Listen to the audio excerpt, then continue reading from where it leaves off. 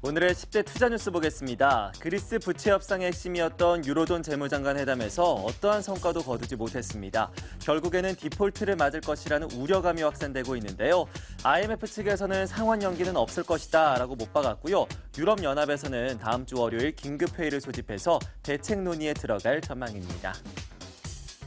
국내 금융투자 전문가 60%가 올해 하반기 코스피가 2100에서 2300에 머물 것으로 전망했습니다. 코스닥 지수는 700에서 800선을 지키는 강세를 보일 것으로 전망했는데요. 종목별로는 대형주보다는 중소형주가 더욱더 유리한 시장이 전개될 것이라고 조언했습니다. 오늘 삼성물산과 엘리엇 매니지먼트와의 본격적인 법적 공방이 시작됩니다. 양측의 법률 대리인이 참석한 가운데 엘리엇이 제기한 주주총회 소집 통지와 함께 결의금지 가처분 신청 사건에 대한 신문이 진행될 예정입니다. 이 엘리엇 매니지먼트는 최근 해외에서도 첨단 IT 기업들의 지분을 확대하고 있습니다. 지난주 엘리엇에서는 미국 클라우드 컴퓨팅 업체인 시트리스 시스템의 지분을 늘린 것으로 확인됐는데요. 이들 업체들에 대한 경영 개선 또한 요구한 것으로 알려졌습니다. 행동하는 투자자로서의 활동 범위를 더욱더 넓히고 있다는 해석입니다. 신한은행은 자산 운용을 강화하는 데 총력을 기울이고 있습니다. 이제는 예대 마진만으로는 더 이상 의미 있는 수익 창출이 어렵기 때문인데요. 은행의 고유 자산의 운용을 극대화하기 위해서 최근 조직 개편도 단행했다는 소식입니다.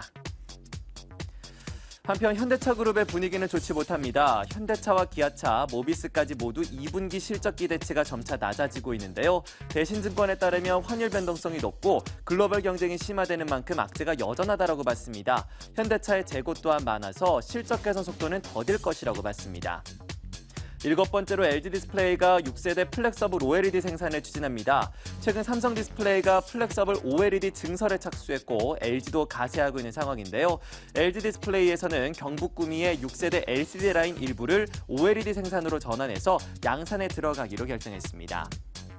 8번째로 메르스 여파가 제주도까지 번졌습니다. 제주 신라호텔에 머문 관광객이 메르스의 확진을 받았다고 알려졌는데요. 이 소식 이후에 호텔 신라는 제주 호텔의 영업 중단을 결정했고요. 호텔 신라의 주가 역시 이틀 연속으로 약세를 보여주고 있습니다. 호텔 신라 측에서는 메르스 여파가 잠잠해질 때까지 일단 제주 호텔의 영업을 중단키로 결정을 했습니다. 그리고 9번째로는 금융감독원이 대우건설의 4천억 원대 분식회계 사실을 확인했습니다. 이에 회사와 외부 감사인에게 중징계를 통보했는데요. 다음 달 7일 감리위원회를 열고 대표이사 해임 권고와 검찰 고발, 최대 20억 원의 과징금과 3년간 감사인 지정 등의 조치를 검토할 예정입니다. 지금까지 오늘의 10대 투자 뉴스였습니다. 참 이렇게 보면 경제 이슈들이 정말 쏟아져 나오고 있습니다. 그리고 이것이 금요일이라고 혹은 주말이라고 예외일 리는 없겠죠. 다음 주 월요일에 더 알찬 소식 가지고 그리고 재밌는 소식 가지고 다시 찾아뵙도록 하겠습니다. 식사 맛있게 하시고요. 주말도 즐겁게 편안히 보내시길 바라겠습니다. 시청해주신 여러분 고맙습니다.